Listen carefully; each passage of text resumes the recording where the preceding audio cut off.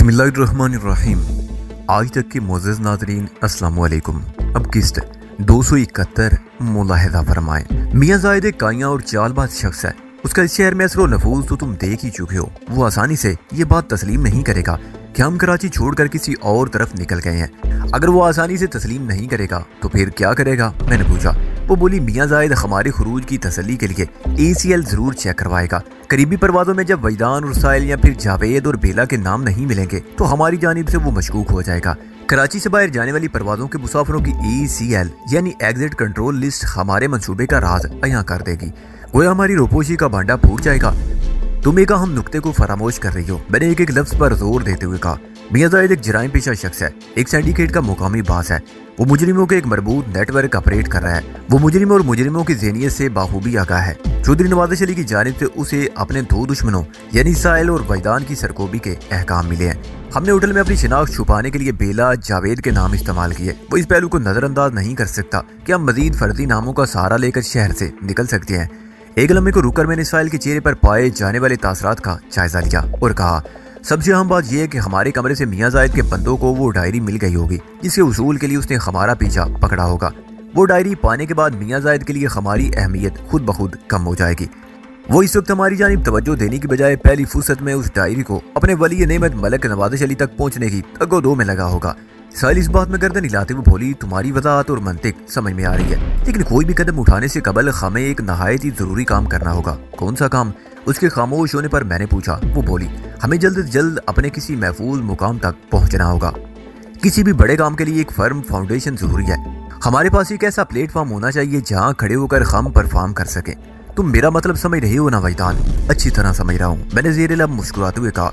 फिर उसकी आंखों में देखते हुए कहा, तुम समझाती ही इस तरह हो कि कोई ना भी समझना चाहे तो समझने पर मजबूर हो जाता है। वो बेचैन होकर बोली, इसमें मुस्कुराने वाली कौन सी बात है? मैंने तो एक इंतहाई संजीदा मामले की तरफ तुम्हारी तवज्जो दिलाई है। मैंने बदसूर मुस्कुराते हुए जवाब दिया, साहिल मैं तुम्हारी संजीदा बात पर नहीं बल्कि तुम्हारे स्टाइल पर बेसाख्ता मुस्कुराया हूँ। क्यों, क्या हुआ मेरे स्टाइल को? वो उलझन ज़्यादा लहजे में बोली, हर गुजरते दिन के साथ तुम्हारे स्टाइल बदलते जा रहे हैं। मैंने कहा, आजकल तुम जितनी मैच्योर और सूझबूझ की बातें कर रही हो उसे देखकर मुझे यकीन नहीं आता कि तुम वही धनो हो जो बुद्ध दील कुंड की इबादतगाह में बच्चों की तरह अटखेलियां करती फिरती थी। शोखी और शरारत तुम्हारे मिजाज में कूट कूट कर भरी हुई थी। दुनिया की किसी गम और फिक्र से तुम्हारा कोई वास्ता नहीं था। फिर मैंने तुम्हारा मासूमियत भरा सोगवार रूप भी देखा। जब तुम खटमंडू से हिंदुस्तान आई तो तुम्हारी सादगी और बेखबरी भी देखने की चीज थी। और अब तुम जितनी बड़ी बड़ी और बुर्दबारी की बातें करने लगी हो, तुम्हारा ये अंदाज या रूप हैरत में मुब्तला कर देता है। वो एक अदा से बोली, पहली बात तो ये कि मैं अब धनो नहीं रही, लिहाजा धनो नामी लड़की से मंसूब खालिस स्टाइल खत्म हो गया। तुमने मेरा नाम साहिल रख दिया। मैं ये भी कह सकती हूँ कि तुम्हें मुझ में जो तब्दीली नजर आ रही है वो इस नाम का असर है, मगर मैं ऐसा नहीं कहूंगी। उसने बात रोककर संजीदा नजर से मुझे देखा। मैंने चौंके हुए लहजे में पूछा, तुम ऐसा क्यों नहीं कहोगी? क्योंकि मैं ऐसा नहीं समझती। उसकी संजीदगी और गहरी हो गई। फिर तुम क्या समझती हो? मैंने कुरीदा। ये सब तुम्हारी गुर्बत का असर है वैदान। वो बेबाकी से बोली। मैं उससे किसी ऐसे इती के जवाब की तवक्को कर रहा था, लिहाजा मुझे हैरत का झटका लगा और ना ही मैं सन्नाटे में रह गया। मेरे और साहिल के दरमियान पाई जाने वाली रफाकत का अरसा बहुत मुख्तसर था, ताहम इस कलील मुद्दत में मैं उसे अच्छी तरह समझ गया। वो बड़ी अजीब और गरीब लड़की थी। मेरी जिंदगी में दर्जनों लड़कियां आई थी और आकर चली गई थी। उनमें से अक्सर मुझसे मोहब्बत करती थी और बाज़ तो अपनी मोहब्बत में जान का नजराना देकर अमर हो गई थी। थाईवांग, जानकी देवी और कौन कौन से नाम गिनवाऊं। कहते हैं दुनिया में जितने इंसान हैं उतने ही मोहब्बत करने के अंदाज भी हैं। हर इंसान अपने स्टाइल से मोहब्बत करता है। जिन लोगों का स्टाइल कदरे पेचीदा होता है उनकी मोहब्बत आम लोगों की समझ में नहीं आती। ऐसे मुश्किल पसंद मोहब्बत करने वाले अपने महबूब को भी मुश्किलात में डाल देते हैं। बहरहाल मोहब्बत हर हाल में मोहब्बत होती है और जब ये होती है तो फिर कुछ भी हो सकता है। ये सोच समझकर ज़हन से किया जाने वाला फैसला नहीं जिसमें कोई मुजर्रब फार्मूला इस्तेमाल करके ज़रब तकसीम से अपने हस्बे मंशा जवाब हासिल किया जा सके, जिस पर किसी को इख्तियार नहीं। शायद इसलिए अक्सर मोहब्बत करने वाले बेइख्तियार नजर आते हैं। साहिल अपने दिल में मेरे लिए जो जज्बात रखती थी मैं उनसे बाखूबी आगाह हो चुका था। वो बड़े जब्त और रब्त वाली लड़की थी। मैंने उसे अजीब व गरीब कहा तो कुछ गलत नहीं कहा। वो आम मोहब्बत करने वालों से बहुत मुख्तलिफ थी। उसे अपने जज्बात इफ़ाल पर कमाल का उबोर था। उसके जज्बात में दीवानगी थी मगर अमल से फरदानगी झलकती थी। बिलाशुबा वो एक हैरत अंगेज लड़की थी कि सोच में डूब गया वैदान। मुझे खामोश पाकर उसने पूछा। मैं चौंक गया, फिर बात बनाते हुए कहा, मैं तुम्हारी तजवीज़ पर गौर कर रहा हूँ, वही मुस्तकिल ठिकाने वाली तजवीज़। उसने कहा, हम इस मकसद के लिए काजी सुल्तान के साफी दोस्त मिनास बाकर से मदद ले सकते हैं। वो एक ताकतवर पब्लिशर है ये काम उसके लिए कोई अहमियत नहीं रखता। पहले मैंने भी यही सोचा था, मैंने कहा, लेकिन अब इरादा बदल दिया है। इरादा बदलने की क्या वजह है? उसने सवाल किया। मैंने साहिल को मियां जाहिद की बातों और उनके बारे में कुछ नहीं बताया जो उसने हमारे इंडियन एजेंट होने के बारे में कही थी। उसने धमकी दी थी कि राशिद मिनास रोड पर होने वाली कत्लो गारत गरी की वारदात को हमारे खाते में डाल दिया जाएगा। अखबारात यही खबरें शाया करेंगे कि राह के तरबियत याफ्ता एजेंटों ने कराची का सुकून दरम बरम करने के लिए दहशत गर्दी का बाजार गर्म कर दिया। उन एजेंटों के जिक्र पर वजदान और साहिल का नाम भी आएगा। इस तरह पूरा शहर इन नामों की जानिब मुतवज्जो हो जाएगा। मियां जाहिद ने अपने जां बलब आदमी से अपनी मर्जी का बयान दिलवाकर बहुत गहरी चाल चली थी। हमारे पास ऐसी कोई शिनाख्त नहीं जिससे खुद को बेगुनाह साबित कर सकते। अहली शहर हमें इंडियन एजेंसी राह का एजेंट समझने पर मजबूर थे, या यूं कह लें कि उन्हें ऐसा सोचने पर मजबूर कर दिया गया था। मियां जाहिद हुसैन के जिन 3 बंदों ने सफेद शहराड में हमारा ताकुब किया था, उनमें से 2 तो मौके पर ही CFK वालों की फायरिंग से हलाक हो गए थे, जबकि तीसरा आदमी जो ड्राइविंग कर रहा था उसे शदीद जख्मी हालत में हॉस्पिटल पहुंचाया गया और उसने अपने बास की जबान बोलते हुए पुलिस को बयान दिया था कि उनकी गाड़ी पर राह के तरबियत याफ्ता एजेंट वहीदान ने गोलियां बरसाई थी। झूठा बयान देने वाला शख्स तो जहन्नुम वासिल हुआ ही था, लेकिन जाते जाते हमारे लिए मुश्किलात का पहाड़ खड़ा कर गया था। राशिद मिनास रोड वाला खूनी वाकया इतना अहम था कि आज के तमाम अखबारात उसकी खबरें लगाते। इन हालात में यह सोचना हमाकत के सिवा कुछ नहीं था कि मिनास बाकर का अखबार खबर नहीं छापेगा। वो तो वैसे भी शाम का अखबार था। इवनिंग अपनी चटपटी मसालेदार और मुबालगा अमेज खबरों की वजह से खासी शोहरत रखते हैं। हमारी खबर को मिनास बाकर का अखबार पता नहीं किस बुलंदी पर उछालता और हमें किस पस्ती में गिराता। सबसे खतरनाक बात यह थी कि हमसे पहले ही हमारी शोहरत मिनास बाकर तक पहुंच जाना, लिहाजा इस तरफ का रुख फेरने के बारे में सोचा भी नहीं जा सकता था। मैंने साहिल को मियां जाहिद हुसैन से होने वाली टेलीफोनिक गुफ्तगू के पस मंजिर में सूरत-ए-हाल की नज़ाकत का एहसास दिलाया तो वो भी परेशान होगी। तुम ठीक कहते हो वहीदान, वो सरासीमा लहजे में बोली। अब तो हमें कुछ और ही सोचना पड़ेगा। अभी तक मीर बख्श के बारे में भी कोई, वो बोलते बोलते अचानक रुक गई। मैं चूंकि उसकी जानिब मुतवज्जो हो गया, इसलिए उसके चेहरे पर नमूदार होने वाले ताज़ा तरीन तासरात मुझसे पोशीदा ना रह सके। वो मेरे हक़ में देख रही थी और उसके चेहरे से तदब्ज़ब का इज़हार होता था। मेरे फितरी रद्द-ए-अमल के तौर पर उसकी निगाह के ताकुब में गर्दन मोड़कर पीछे देखा तो साहिल के तदब्ज़ब का समझ में आ गया। 8-10 फुट के फासले पर मौजूद शख्स को देखकर मैं चौंक उठा। पहली नजर में मुझे उसे पहचानने में कोई दुश्वारी का सामना नहीं हुआ। वो इम्तियाज था, इम्तियाज अली, CFK नामी तंजीम का एक अहम रुकन। क्राइम फ्री कराची नामी इस नाकाबिले यकीन तंजीम को अभी तक मेरे ज़हन ने कबूल नहीं किया था। मैंने इस नौइयत के किसी इदारे के बारे में पहले कभी नहीं सुना था। इम्तियाज का रुख हमारी मेज की जानिब था और उसके चेहरे पर सजे दोस्ताना तासरात को बड़ी वजाहत से देखा जा सकता था। करीब आकर उसने हमें सलाम किया और मुस्कुरा कर बोला, जिगर कहाँ का टिकट कटवा लिया? आज उसके तर्ज तखातुम में कल की बनिस्बतन ज्यादा बेतकल्फी पाई जाती थी। मैंने गोलमोल जवाब देने पर इक्तफा किया। हम कहाँ जाएंगे दोस्त, बस जरा काफी पीने इधर आ गए। काफी पीने? वो जेरे लब मुस्कुराते हुए नीम तंदिया मगर दोस्ताना लहजे में बोला, वो भी क्लिफ्टन से इतनी दूर, यहाँ एयरपोर्ट पर? एक लम्हे का तवक्कुफ करके उसने इजाफा किया, तुम तो अपने किसी रिश्तेदार से मिलने लाहौर से कराची आए हो ना, जो क्लिफ्टन में रहता है? मैंने जवाब देने की बजाय कहा, यार क्या खड़े खड़े इंटरव्यू करने लगे हो, आराम से बैठकर बात करो। फिर मैंने मेज के गिर्द पड़ी एक खाली कुर्सी की जानिब इशारा किया। वो सर को इस बात की जुम्बश देते हुए कुर्सी खींचकर बैठ गया। इम्तियाज पर नजर पड़ने से कबल मेरे और साहिल के दरमियान अपने लिए किसी मजबूत और महफूज ठिकाने के बारे में तबादला ख्याल हो रहा था। इम्तियाज की सूरत देखते मेरे दिमाग में एक जुगनू सा चमक उठा। बड़ी सूरत से मेरे ज़हन ने सोचा, मैं जरा सी कोशिश करके CFK के दरमियान जगह बना सकता हूँ। मुझे इस तंजीम के एराज़ो मकासद से कोई दिलचस्पी थी और ना ही सरोकार। मैं आर्जी तौर पर अपने लिए सर छुपाने का कोई ठिकाना तलाश करना चाहता था और इस मकसद के लिए CFK मेरे लिए बहुत ही मुफीद और मददगार साबित हो सकती थी। इस बात को जहन में रखते हुए मैंने इम्तियाज अली से हल्की फुल्की गुफ्तगू शुरू कर दी। यार काफ़ी तो एक बहाना है, मैंने गंभीर अंदाज में कहा। दरअसल हमारे साथ एक ट्रेजिडी हो गई है जो हम तुम्हें यहाँ नजर आ रहे हैं। कैसी ट्रेजिडी? उसने चौंक कर मुझे देखा। मैंने कहा, हम अपने जिस अजीज से मिलने आए थे वो इत्तफाक से घर पर नहीं मिला, इसलिए हमें होटल में ठहरना पड़ा और इधर होटल में मियां जाहिद ने हमारा जीना हराम कर दिया। वो शख्स ज्यादा नजर से मुझे देखते हुए बोला, तुम्हारी बात मेरी समझ में नहीं आ रही। अगर वो तुम्हारा अजीज घर में नहीं मिला तो होटल में ठहरने की नौबत क्यों आई? तुम उसके घर में ठहर सकते थे। चंद टेक्निकल वजूह की बिना पर ऐसा मुमकिन नहीं था। मैंने मुबम सा जवाब दिया, फुर्सत में तुम्हें तफसीलन बताऊंगा। वो कुरीज से गुरेज करते हुए बोला, यह मियां जाहिद तुम्हारे पीछे हाथ धोकर क्यों पड़ गया? शायद उसका दिमाग खराब हो गया है, मैंने सरसरी अंदाज में कहा। वो बोला, उसका दिमाग खराब हुआ है या नहीं, लेकिन तुम मेरा दिमाग जरूर खराब करोगे। उसका अंदाज जू में नहीं था। मैंने जल्दी से पूछा, क्यों? मैंने ऐसा क्या किया? देखो दोस्त, वो यकलख्त बेहद संजीदा हो गया। सच्ची बात तो यह है कि मैंने ना तो पहले तुम्हारी कहानी पर यकीन किया था और ना ही अब एतबार कर रहा हूँ। तुम वो नहीं हो जो नजर आते हो। या जो कुछ अपने बारे में बताते हो, तुम बड़े गहरे आदमी हो और मियां जायद के लिए तुम्हारी बहुत अहमियत है। जब भी उसके बंदों ने रेलवे स्टेशन से तुम्हारा पीछा किया और अब भी होटल में वो तुमसे दिल लगी कर चुका है, जो तुम यहाँ बैठे काफी पीते नजर आ रहे हो। यकीनन तुम्हारे दरमियान कोई दरीना दुश्मनी फल फूल रही है। क्या मैं गलत कह रहा हूँ? आखिरी जुमला उसने मेरी आंखों में आंखें डालकर अदा किया। मैंने भी उसी अंदाज में जवाब दिया, तुम्हारा अंदाजा बिल्कुल दुरुस्त है। मेरी असल दुश्मनी लाहौर के नवाई गांव मौजूद रखा वाली के चौधरी मलिक नवाज़ अली से है। मियां जाहिद हुसैन चौधरी नवाज़ अली का आलाकार है और मुझे लाहौर जाने से रोकने के लिए उसे सख्त तरीन अहकाम वसूल हुए हैं। वो इसी सिलसिले में मुझे ट्रेप करने की कोशिश कर रहा है। मैंने दानिस्ता सोने के रात वाली डायरी का जिक्र गोल कर दिया। इम्तियाज खोजने वाली नजर से मुझे देखते हुए मुस्तहकम लहजे में बोला, इसका मतलब है तुम लाहौर से नहीं आए हो, वरना तुम्हें लाहौर जाने से रोकने का जवाब नहीं बनता। उसने बड़ी जानदार दलील दी थी। मैंने कहा, तुम बिल्कुल ठीक कह रहे हो, मैं लाहौर से नहीं बल्कि इंडिया से आया हूँ और इससे पहले सिंगापुर से हिंदुस्तान पहुंचा था। वो गंभीर अंदाज में मुझे देखने लगा। मैंने कदरे वजाहत करते हुए कहा, चौधरी नवाज़ अली की असल दुश्मनी मेरे वालिद आबद अली से थी। मेरा बाप मुझे बचपन ही में सिंगापुर ले गया। चौधरी की आदमियों ने मेरे वालिदैन को मेरी आंखों के सामने कत्ल कर दिया और मैं उन कातलों का ताकुब करते हुए पहले इंडिया और फिर सरापा इंतकाम बनकर यहाँ आया हूँ। चौधरी नवाज़ अली मुझसे खासा दहशत ज़दा है और मुझे खुद तक पहुंचने से रोकने की हर मुमकिन कोशिश कर रहा है। इसका मतलब है तुम चौधरी नवाज़ अली के लिए कोई तोप किस्म की चीज हो। वो गहरी नजर से मुझे देखते हुए बोला। मैंने टालने वाले अंदाज में कहा, मैंने कहा ना, जरा फुर्सत मिल जाए तो फिर तुम्हें अपनी कहानी सुनाऊंगा। मैंने तुम्हें दोस्त कहा है और दोस्ती निभाना भी मुझे आता है। वो ठहरे हुए लहजे में बोला, बताओ मैं फौरी तौर पर तुम्हारे लिए क्या करूं?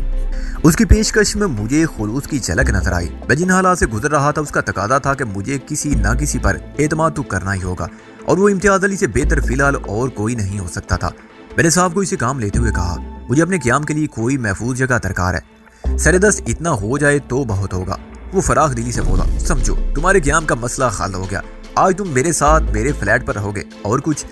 मैंने तहे दिल से उसका शुक्रिया अदा किया। उसने मुझे ऐसा करने से मना किया। मैंने कहा, दोस्त मैं तुम्हारा ये एहसान जिंदगी भर याद रखूंगा। दोस्त भी कहते हो और एहसान मंदी भी जाहिर करते हो। वो मेरे शाने पर हाथ रखते हुए बोला, इम्तियाज हमेशा बेलाग और बेलोस दोस्ती करता है। तुम जिस मुश्किल वक्त में मेरे काम आए हो, मैं इसे कैसे बोल सकता हूँ? मैंने उसे ज्यादा से ज्यादा एतमाद में लेते हुए कहा, वरना आजकल कौन किसी का साथ देता है और वो भी किसी अजनबी का। वो संजीदगी से बोला, तुम एक अच्छे इंसान हो, इसलिए मेरे ताउन का बोझ अपने शानों पर महसूस कर रहे हो, मगर फिक्र ना करो, मैं तुम्हें ये बोझ उतारने का बहुत जल्द मौका दूंगा, यानी आज ही रात को। मैं कुछ समझा नहीं। उसकी मुबम बात के जवाब में मैंने कहा। वो बात करने से पहले बड़े दिल लवेज अंदाज में मुस्कुराए और बोला, दोस्त आज रात तुम मुझे अपनी कहानी सुनाओगे, बस मैं तुमसे यही चाहता हूँ। ओह, मैंने इत्मीनान भरी सांस खारिज की। वो मजाक के अंदाज में बोला, तुम क्या समझे थे कि मैं तुमसे कोई फायरिंग वगैरह का काम लेना चाहता हूँ? नहीं, मैंने जल्दी से कहा, ऐसा तो मैंने नहीं सोचा। उसने मुझे ऐसी नजर से देखा जैसे अचानक कुछ याद आ गया और फिर उसने पूछा, दोस्त तुम्हारे दो साथी नजर नहीं आ रहे, वो कहाँ हैं? मैं जानता था वो किसी भी लम्हे बूटा सिंह और मीर बख्श के बारे में जरूर दरियाफ्त करेगा, लिहाजा मैंने बड़े रसान से जवाब दिया, मीर बख्श तो हमारी होटल में ठहरा था और बूटा एक नजदीकी होटल में ठहरा हुआ था। मियां जाहिद के आदमी ने बूटा को अगवा करके मौत के घाट उतार दिया। मैंने दानिस्ता बूटा सिंह की बजाय सिर्फ बूटा का लफ्ज इस्तेमाल किया था। हमने यहाँ जहानी की शिनाख्त को छुपाने के लिए ये राह निकाली थी। बहुत अफसोस हुआ तुम्हारे साथी की मौत का सुनकर, इम्तियाज अली ने रंजीदा लहजे में कहा। फिर पूछा, दूसरे साथी मीर बख्श के बारे में तुमने कुछ नहीं बताया? मैंने उसे मीर बख्श की पूरी इसरार गुमशुदगी के बारे में मुख्तसरन बता दिया। वो मेरी बात सुनने के बाद इस्तराबी लहजे में मुस्तफसर हुआ। आप तीनों कराची के किस होटल में ठहरे थे? मैंने होटल का नाम बताया और कहा, ये होटल सदर के इलाके में वाक़ है। फिर तो मैं यही कहूंगा कि तुम्हारे साथी मीर बख्श के जिंदा होने की इम्कानात ना होने के बराबर है। वो तशवीशनाक अंदाज में बोला, अगर वो अब तक जिंदा भी है तो इस वक्त सख्त अजियत में होगा। तुम बता ही चुके हो कि तुम्हारे साथी बूटा को मियां जायद के आदमियों ने हलाक कर दिया है। मैंने जल्दी से पूछा, तुम मेरे साथी की मौत या मुसीबत के बारे में इतने यकीन से किस तरह कह रहे हो? साहिल भी इम्तियाज की बात सुनकर परेशान हो गई। वो तो मीर बख्श के बारे में पहले लातादाद अंदेश और अनगंद खदशात में घिरी हुई थी। इम्तियाज ने गंभीर लहजे में कहा, वहीदान तुम भैया के वक्त खुशकिस्मत भी हो और बदकिस्मत भी, मगर तुम्हारी खुशकिस्मती बदकिस्मती पर हावी है। दोस्त पहेलियां ना बुझवाओ। मैंने बेकरार अंदाज में कहा, जो भी कहना चाहते हो खुलकर कहो। उसने कहा, तुम बदकिस्मत इन मानों में हो कि जिस होटल में तुमने क़याम किया मियां जायद हुसैन उसके हिस्सेदारों में से एक है। तुम उसे होटल का मालिक भी कह सकती हो। एक लम्हे मुझ पर बहुत सारी हकीकतें अया हो गई। मैं समझ गया कि उस होटल में मियां जायद का इतना रसूख क्यों है और होटल का अमला उसके इशारों पर क्यों नाच रहा था। इम्तियाज अली बात को आगे बढ़ाते हुए बोला, भाईतान खुशकिस्मत तुम इस हवाले से हो कि उसके चुंगल से जिंदा सलामत निकल आए। गोया तुम्हारी खुशकिस्मती ज्यादा ताकतवर निकली, अलबत्ता तुम्हारा दोस्त मीर बख्श। वो जुमला अधूरा छोड़कर खामोश हो गया। साहिल ने कहा, भाईतान मैं तो तुम्हें कई मरतबा कह चुकी हूँ, मीर बख्श किसी बड़ी मुश्किल में फंस चुका है। लाड़ खुदा उस पर रहम करे। मीर बख्श की सलामती के लिए साहिल की जबान से बेसाख्ता दुआया कलिमात निकले। इम्तियाज ने चौंक कर साहिल की जानिब देखा। मैंने उसकी आंखों में मुजस्सम सवाल को फौरन पढ़ लिया और वजाहत करते हुए कहा, मेरी साथी साहिल का ताल्लुक बुद्ध मत से है। हिंदुस्तान में तुम लोगों का साथ हुआ होगा। उसके लहजे में पूरी इसरार सवाल था। मैंने जवाब दिया, नहीं, ये काठमांडू से मेरी साथी बनी है। इसका मतलब है तुम इंडिया से पहले नेपाल में थे। मैंने इस बात में जवाब दिया। उसने पूछा, तुम्हारे वो दोनों साथी बूटा और मीर बख्श भी वहीं से आए थे? नहीं, मैंने कहा, बूटा तो वाकई लाहौर से आया था। चौधरी के बंदों ने उसकी जिंदगी अताब कर दी और वो अपनी जान बचाते हुए कराची पहुंचा था। अलबत्ता मीर बख्श उमरकोट से हमारे हमरा है। उमरकोट? उसने चौंक कर मुझे देखा। ये तो अंदरूने सिंध का एक ज़िला है। तुम उस रेगिस्तान में क्या करते फिर रहे थे? मैंने मुख्तसरन उसे गैर कानूनी तौर पर अपने बॉर्डर पार करने का किस्सा सुनाया। ओह, वो मुतासवाना अंदाज में बोला, फिर तो तुम दोनों के पास पासपोर्ट और दीगर शिनाख्ती कार्ड भी नहीं होंगे। हाँ, कुछ ऐसी सूरत हाल है, मैंने बददिली से कहा। फिर उसे मियां जायद की चाल बादी के बारे में बता दिया कि वो किस तरह हमें राह का एजेंट जाहिर करके अपने आदमियों की खिलाकत को हमारे खाते में डालने का बंदोबस्त कर चुका है। हालांकि उसके तीनों बंदों को हमने खत्म किया था, इम्तियाज ने कहा। मैंने कहा, आज के अखबारात इस वाक़े की तफसील शाया करेंगे और हमारा बाहर निकलना दुश्वार हो जाएगा। बैठे बिठाए हमें इंडियन खुफिया एजेंसी राह का एजेंट बना दिया गया है। हालात सरासर तुम्हारी मुखालफत पर कमर बस्ता है, इम्तियाज ने पुरतशवीश अंदाज में कहा। लेकिन तुम फिक्र न करो, तुम्हारे पासपोर्ट और दीगर जरूरी शिनाख्ती दस्तावेजात मैं तैयार करवा दूंगा। तुम लोगों को बस अपने मेकअप और गेटअप का जरा खुसूसी ध्यान देना होगा। तुम भी याद करोगे किस किस्म के दोस्त से वास्ता पड़ा था। वाकई तुम बहुत मुख्तलिफ किस्म के दोस्त हो, साहिल ने शुक्रगुजार अंदाज में कहा। वो अपनी रेस्ट वॉच पर नजर डालते हुए बोला, 5:10 हुए हैं। अब मैं 2-2.5 घंटों के लिए बहुत मसरूफ हो जाऊंगा। तुम लोग यहीं रेस्टोरेंट में मेरा इंतजार करोगे या मैं तुम्हें अपने फ्लैट का एड्रेस समझा दूं? साहिल ने कहा, मेरा ख्याल है हम रेस्टोरेंट ही में तुम्हारा इंतजार कर लेते हैं। मैंने इम्तियाज से पूछा, तुम्हारी मसरूफियत की नोयत क्या है? वो बोला, दरअसल मैं अपने बास के गैर मुल्की दोस्त को लेने एयरपोर्ट आया हूँ। जहाज को 4:45 यहाँ पहुँचना था, मगर वो आधा घंटा लेट है। अब 5:15 बजे है, वो लैंड करेगा, मैं नीचे जाऊंगा क्योंकि इंटरनेशनल अराइवल के लिए निचली मंजिल ही इस्तेमाल होती है। बलाई मंजिल इंटरनेशनल डिपार्चर के लिए मखसूस है। मेरे पास काफी वक्त था, इसलिए रेस्टोरेंट में आ बैठा और ये इत्तेफाक ही है कि तुम लोगों से मुलाकात हो गई। फिर वो उठकर खड़ा हो गया। मैं भी उसकी तकलीद में खड़ा हो गया और उससे पूछा, तुम्हारे बास का वो गैर मुल्की दोस्त किस कंट्री से आ रहा है? इंग्लैंड से। उसने बताया, मैं मेहमान को बास के बंगले पर छोड़कर तुम्हें लेने आ जाऊंगा। ठीक है, मैंने कहा। वो जाने से पहले किसी उलझन में नजर आया, फिर किसी फैसले पर पहुंचते ही बोला, यार तुम भी यहाँ मेरे इंतजार में क्या सूखते रहोगे? मुझे ज्यादा वक्त भी लग सकता है, तुम आओ मेरे साथ। कहाँ? बेसाख्ता मेरे मुंह से निकल गया। उसने कहा, नीचे पार्किंग में मेहमान के लिए तो एक आलीशान गाड़ी मौजूद है। उसके अलावा उस गैर मुल्की मेहमान की हिफाजत की खातिर वो नीली खाई रूफ भी आई हुई है, जिसमें हमने तुम्हें कल राशिद मिनास रोड से बहादुर आबाद तक पहुंचाया था। हाई रूफ में इश्तियाक और बाबर खान बैठे हुए हैं। हाई रूफ मेहमान वाली गाड़ी के साथ साथ चलेगी और मेहमान को बाहिफाजत बंगले तक पहुंचाने में एक निगरान का किरदार अदा करेगी। तुम मेरी बात समझ रही हो ना? उसने सवालिया नजरों से मुझे देखा और मेरे जवाब का इंतजार किए बगैर बोला, मेहमान वाली गाड़ी को मैं ड्राइव करूंगा, तुम दोनों हाई रूफ की पिछली सीट पर बैठ जाना। हम दोनों उसके साथ हो लिए बालाई मंजिल से ज़हरी मंजिल की जानिब आते हुए मैंने इम्तियाज से पूछा, इन हिफाजती इंतजामात को देखकर लगता है तुम्हारे बास का ये मेहमान कोई नहायत ही अहम शख्सियत है। वो असली अंग्रेज है यार, इम्तियाज ने अजीब लहजे में कहा, और दौलतमंद भी इतना कि कुछ ना पूछो। हम पाकिस्तानी तो किसी गरीब से गरीब अंग्रेज को देख कर भी मरूब हो जाते हैं। शायद ये हमारी गुलामाना ज़हनियत का कमाल है। मिस्टर नील आर्मर अरबपति अंग्रेज है जो अपनी खूबसूरत सेक्रेटरी के साथ बास से मिलने आ रहा है। अच्छा, तो तुम्हारे बास के मेहमान का दोस्त नील आर्मर है? मैंने दोहराने वाले अंदाज में कहा, भाई अगर वो अंग्रेज अरबपति है तो इससे अंदाजा होता है कि तुम्हारा बास भी कोई बहुत ऊंची शय है, क्योंकि नील आर्मर की अरबपतियत भी काफी बेहतर होगी। हाँ ये तो है, वो फख्र से सीना तानते हुए बोला, हमारा बास वाकई बहुत जबरदस्त है। मैंने कहा, दोस्त मेरे दिल में तुम्हारे बास से मिलने की शदीद ख्वाहिश उठ रही है। मिलवा दूंगा भाई, मिलवा दूंगा। वो जल्दी से बोला, कोई मुनासिब सा मौका देकर मैं तुम्हें बास के बंगले पर ले चलूंगा। इम्तियाज का रवैया कभी कभी मुझे खटकने लगता। वो खुद को जिस किस्म की तंजीम का रुकन बयान कर रहा था, वहाँ तो राज को इंतहाई राज रखा जाता है और किसी भी गैर मुतल्लक शख्स को तंजीम के मामले में हवा भी लगने नहीं दी जाती। खुदा ये कि इम्तियाज मुझे अपने बास और उसके गैर मुल्की मेहमान दोस्त के बारे में भी तफसीलन बता रहा था। वो हम दोनों को अपने फ्लैट पर क्याम की पेशकश कर रहा था और हाई रूफ में एक मरतबा फिर हमें सफर का मौका फराहम कर रहा था। मेरी छठी चुपके चुपके मुझसे कह रही थी कि कहीं कोई गड़बड़ मौजूद है। क्या गड़बड़ है इसका अंदाजा नहीं हो पा रहा था। मुझे उम्मीद थी कि अगर मैं इस तरह भोला शाह बना रहा तो इस तंजीम की हकीकत बहुत जल्द मुझ पर आश्कार हो जाएगी। हम इम्तियाज की मुय्यत में नीली खाई रूफ के पास पहुंच गए। ड्राइविंग सीट पर बैठे हुए 35 साल शख्स का नाम इम्तियाज अली ने बाबर खान बताया। कल की तरह आज भी उसने शलवार कमीज ही जेब तन कर रखी थी। इम्तियाज का नौजवान साथी इश्तियाक जीन्स और टी शर्ट में था और वो नीली खाई रूफ के अकबी हिस्से में बैठा हुआ था। इम्तियाज ने इश्तियाक से खुसर फुसर की और इश्तियाक ने हमारे लिए खायरूफ का स्लाइडिंग डोर खोल दिया। मैंने साहिल को गाड़ी में सवार कराया। वो अकबी सीट पर बराजमान हो चुकी तो मैंने अपना सफरी बैग उसकी जानिब बढ़ा दिया। इस बैग को देखकर इम्तियाज चौंक उठा और उसने पूछा, जिगर ये कल वाला बैग तो नहीं, क्या नया खरीदा है? मैं दिल ही दिल में उसकी कुव्वत मुशाहिदा की दाद दिए बगैर ना रह सका। वो जुजियात पर गहरी निगाह रखता था। मैंने कहा, तुम बिल्कुल ठीक कह रहे हो। वो बैग बूटा का था जो होटल जाते हुए हमने उसके हवाले कर दिया था। ये बैग हमने अपने लिए नया खरीदा है। क्या तुम गाड़ी में नहीं बैठोगे? मुझे बाहर ही खड़ा देखकर इम्तियाज ने सवाल किया। मैंने कहा, दोस्त हमारे पास के मेहमान की फ्लाइट ने अभी लैंड किया है। उसे एयरपोर्ट की इमारत से बाहर निकलने में कम से कम आधा घंटा तो लगेगा, उससे ज्यादा वक्त भी लग सकता है। अगर तुम कोई हर्ज ना महसूस करो तो इसी दौरान में मैं तुमसे गपशप कर लेता हूँ।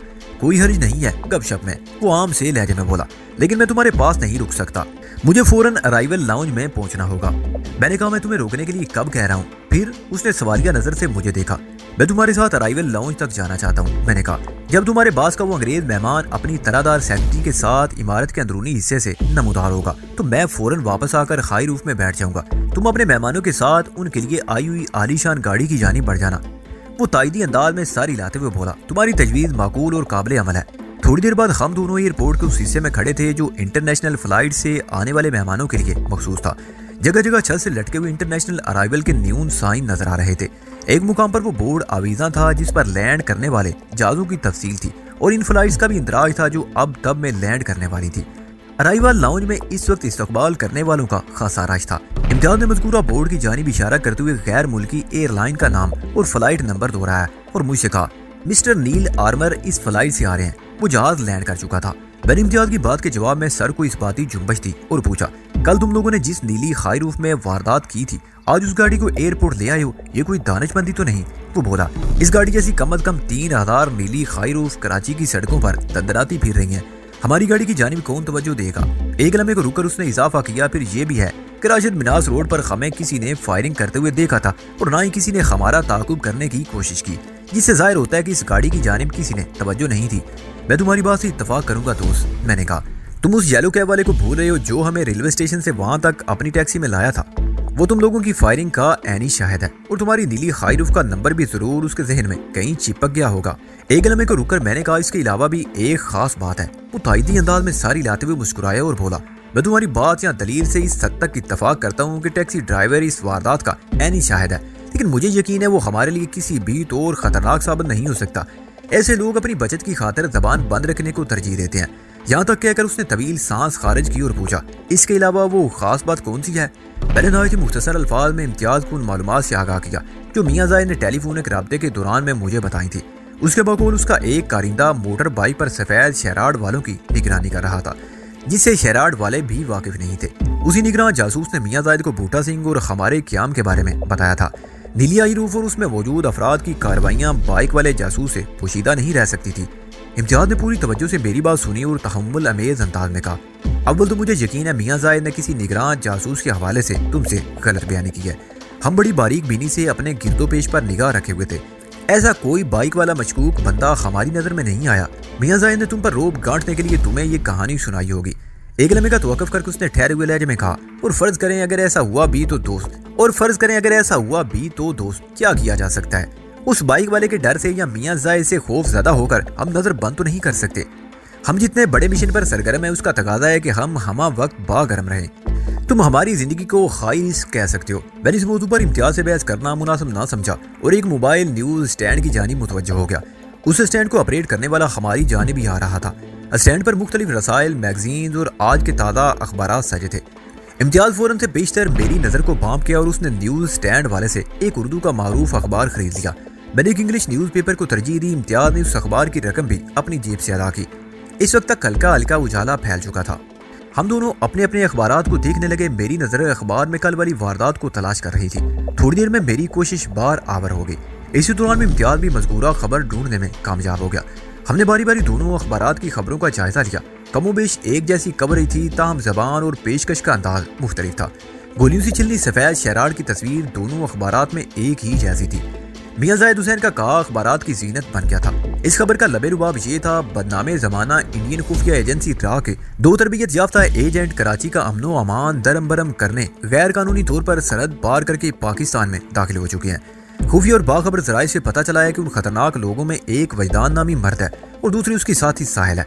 वो दोनों मार्शल आर्ट्स के माहिर और हर किस्म का असला इस्तेमाल करने पर कुदरत रखते हैं। वो कल सुबह अंदरूनी सिंध से कराची पहुंचे और पहली वारदात उन्होंने राशिद मिनास रोड पर की, जहां 3 बेगुनाह शहरियों को गोलियों से छिलनी करके वो फरार हो गए। पुलिस बड़ी सरगर्मी से उन्हें तलाश कर रही है। आखिर में हमारे हुलियों की कुछ तफसील बयान की गई थी और शहरियों से पुरजोर अपील भी की गई कि अगर इस हुलिया के किसी मर्द या औरत को कहीं देखे तो फौरन इमरजेंसी नंबर पर पुलिस को इतला दे दे। अहले शहर का हौसला बढ़ाने के लिए ये तसल्ली भी दी गई कि वो राह के एजेंटों से हरगिज ना डरें और उन्हें कानून के हवाले करने के सिलसिले में इंतजामिया और पुलिस से भरपूर ताउन करें।